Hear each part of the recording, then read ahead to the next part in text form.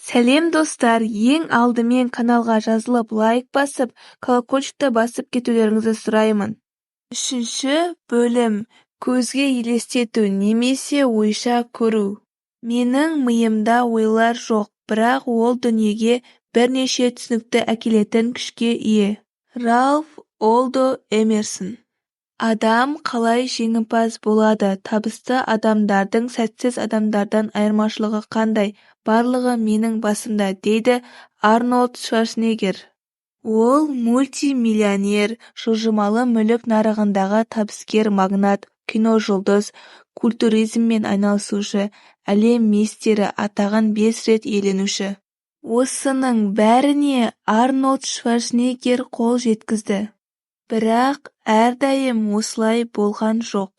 Қолында ештеңе болмаған сәттерде Арнольдтың жадында.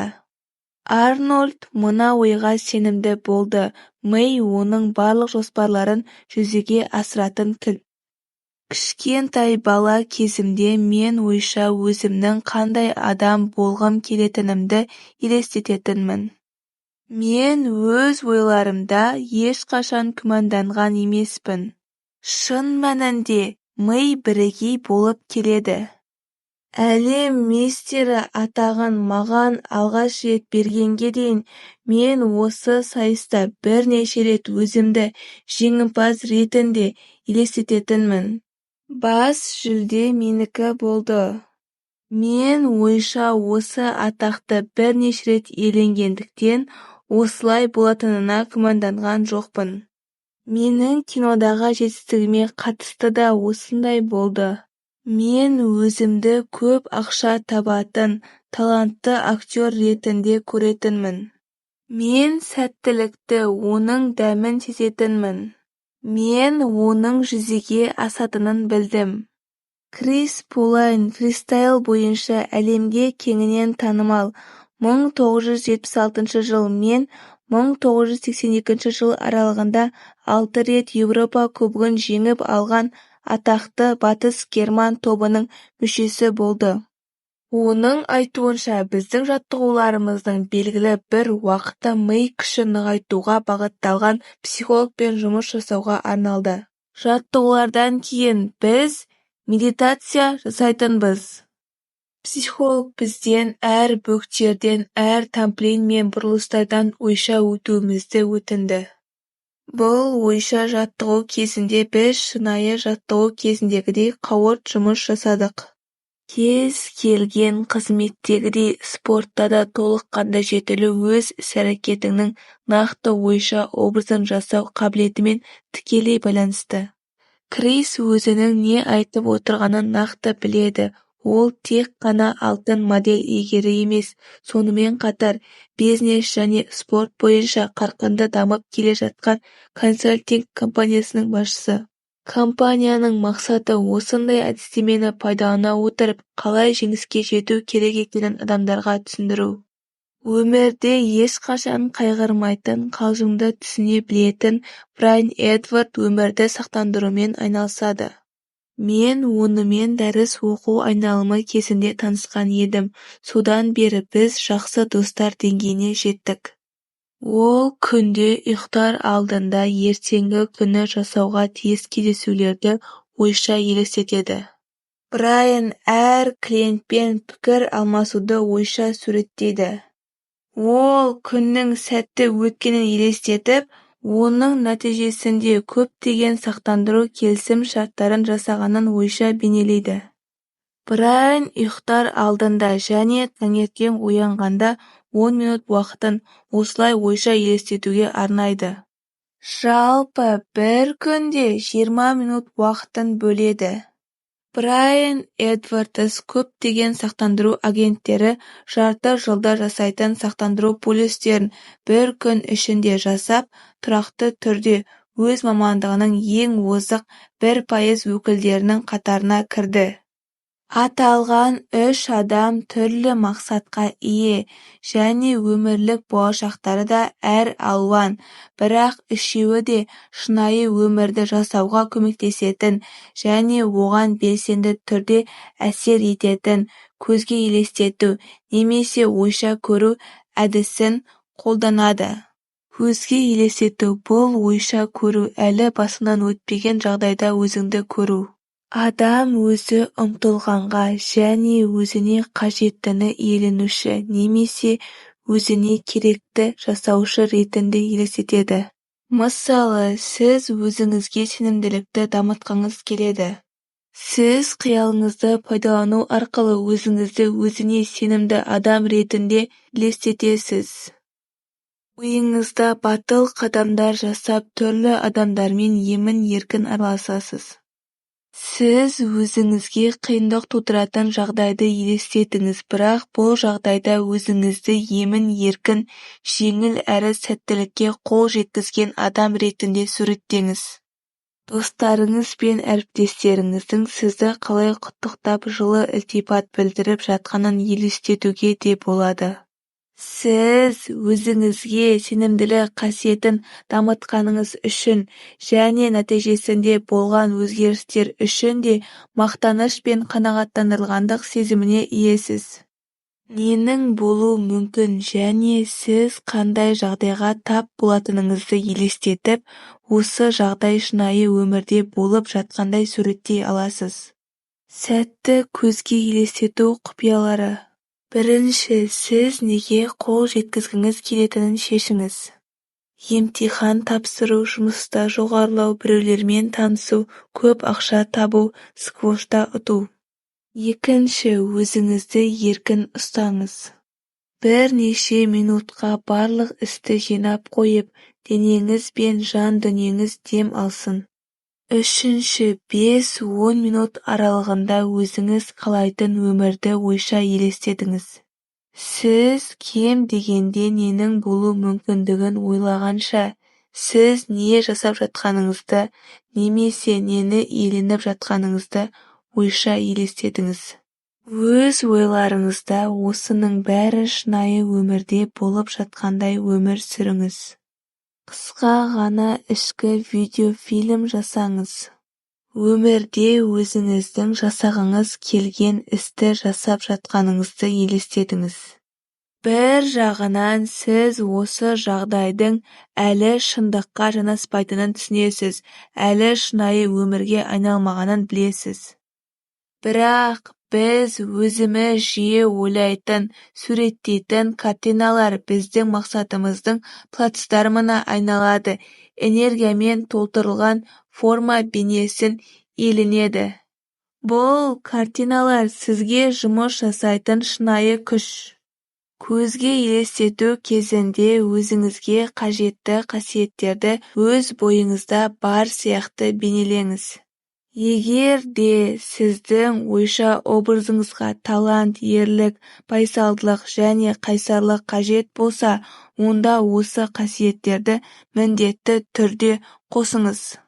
Кей кездері сіз өзіңіздің мақсатыңызға жеткеніңізді көресіз, кино, фильм қарап отырғандай, ал кей кездері сіздің мақсатыңыздың жалпы картинасы бейнеленеді.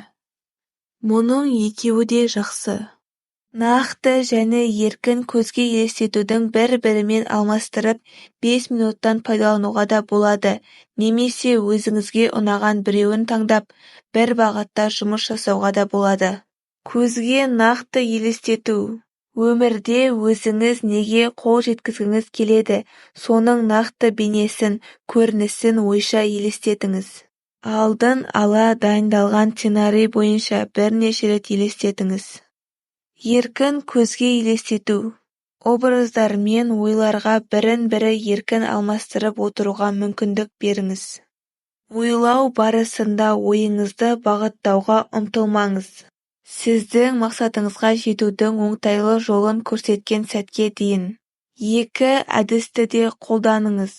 Бірақ есіңізде ұстаңыз, ең бастысы ол тәжірибе. Көпшілігі көзге елестетудің алғашқы қадамдарында қиыншылықтарға тап болады. Егер де сіз де осындай жағдайға тап болсаңыз, уайымдамаңыз. Картина міндетті түрде толыққанды және аяқталған болуы керек емес. Көзге елестетуді күнделікті пайдалансаңыз, сіз уақыт өте миыңыздың өзіңіз қалаған картинаны ойша жасайтынына таң қаласыз. Айта кеткен жөн, бір нәрсені бір немесе екі рет елестету жеткіліксіз. Өзіңіз қалаған образды мақсатыңызға жеткенге дейін апта және бірнеше ай бойы елестеткен жағдайда ғана сіздің санаңызда белгілі бір картина пайда болып нәтиже береді. Бір-екі рет көзге елестетіп, алған нәтижеңізді бағалаудың қажеті жоқ. Егер де сіздің бойыңызда күдік туған жағдайда оларды елемеуге тырысыңыз. Күдіктену сезімі міндетті түрде пайда болады. Пайда болған күдік сезіміне қарсы тұрам, күресем деп ойлаудың қажеті жоқ. Олар өздігінен пайда болып, өз еркімен ғайып болады. Көзге елестеумен айналыса берсеңіз, сонда ғана сіз өзіңіз армандаған мақсатыңызға жетесіз. Сәтті көзге елестетудің екі шарты. Бірінші, әрдайым өзіңіздің мақсатыңызды елестеткен жағдайда, бұның бәрі қазіргі сәтте болып жатқандай елестетіңіз. Оны өз санаңызда шынайылық ретінде көрсетіңіз. Рөлге кіріп, оны ойша ойнаңыз. Екінші, мақсатыңызды кем дегенде күніне бір рет ойша елестетіңіз. Бір күнді де бос жібермеңіз. Қайталау білім алудың негізі. Сіздің миыңызда пайда болып сақталып қалған кез келген ой сіздің өміріңізге әсер етеді.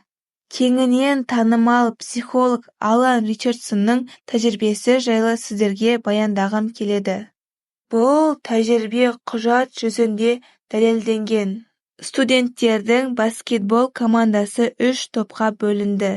Әр топтағы ойыншының нәтижесі анықталып, есепке алынды. Бірінші топ ойыншылары күнделікті спорт алаңына келіп, допты беру тәсіліне жаттықты. Екінші топ ойыншылары мүлде жаттыққан жоқ. Ал үшінші топ ойыншылары жаттығудың ерекше түрімен айналысты. Олар спорт алаңына бармай, өз бөлмелерінде қалып, жаттығу процестерін ойша елестетумен айналысты. Олар өздерінің доп соғып жатқандарын, елеулі шортпен алда келе жатқандарын елестетті. Үшінші топ ойыншылары бұл жаттығу түріне күніне жарты сағат арнап отырды. Ойша жаттығулар күнделікті жасалынды. Бір айдан соң осы 3 топтың ойыншылары тексерістен қайта өтті. Бірінші топ, яғни спорт алаңында күнделікті жаттығумен айналысқандар, өз нәтижелерін 24%-ға жоғарылатты. Екінші топта, яғни жаттығумен айналыспағандарда еш өзгеріс болған жоқ. Ал үшінші топтың ойша жаттыққан ойыншылардың нәтижесі күнделікті спорт алаңында жаттыққан ойыншылардың нәтижесіндей болды. Демек, шығармашылық көзге елестету үлкен күшке ие, бірақ мұнда ешқандай да табиғаттан тыс күш жоқ. Ол сіздің ішкі тетік пен энергия жұмысына, сонымен қатар өзіңіздің ішкі ресурстарыңызды шығармашылық бағытқа бағыттауға негізделген. Елестетуді дұрыс пайдаланып ұйымдастырған жағдайда ол адамның қарқынды мүмкіндіктерінің біріне айналады. Осы қабілеттілікті қазіргі сәттен бастап пайдалануды қолға алыңыз. Бұл құбылыстың арнайы жақтарын ойламаңыз, қобалжымаңыз. Тек қана процеске сеніңіз. Ұсыныс сұранысты тудырады, сондықтан да қажетті нәтижені уақытылы аласыз. Сіз мақсатыңызға жету жолы мен тәсілін табатыныңызға күмән келтірмеңіз. Табиғат өзіне қойылған талапты әрдайым орындайды. Көп жағдайда адамдар бірінші қадам жасамай-ақ барлық сұрақтар жауабын білгілері келеді. Біз алда болатын жағдайларды алдын ала және олардың барлық кезеңдерін білгіміз келеді.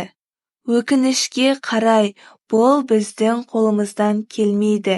Кей кездері оқиға біз ойлағаннан ерекше бағытта дамуы да мүмкін. Актриса Кэрол Бернетт Лос-Анджелесте дүниеге келіп, әжесінің қолында тәрбиеленді. Олар жәрдемақыға өмір сүріп, кедей болғандары соншалық оның әжесі қоғамдық дәретханадан дәретхана қағазын жинап жүретін. Әрине, ол да талантты қызды университетке оқуға жіберуге қаражат болған жоқ. Кэрол университетке оқуға түсуді армандайтын, және ол күндердің күнінде университетке оқуға түсетініне сенімді болды. Менің санамда мен университетке түсе алмаймын деген ой болған жоқ. Мен әрдайым өзімнің дәрістерге қалай барып жүргенімді, студенттер шағын қаласында өмір сүріп жатқанымды, өзіме қызықты пәндерді оқып жатқанымды қиялдайтынмын. Мен бұл жағдайында күнде ойлайтынмын. Мен де университетке оқуға түсуге бірде-бір мүмкіндік болмаса да, мен студент атанатыныма күмәнданған жоқпын. Ол ақшаны қайдан алды? Мектепті аяқтап жатқан кездегі күндердің бірінде мен поштаға бардым. Пошта жәшігін ашқан соң, маған арналған конвертті көрдім. Конвертте пошта маркасы болғанымен де, пошта мөлтаңбасы болған жоқ. Демек, бұл хатты пошта арқылы жіберген жоқ. Пошта жәшігіне салған.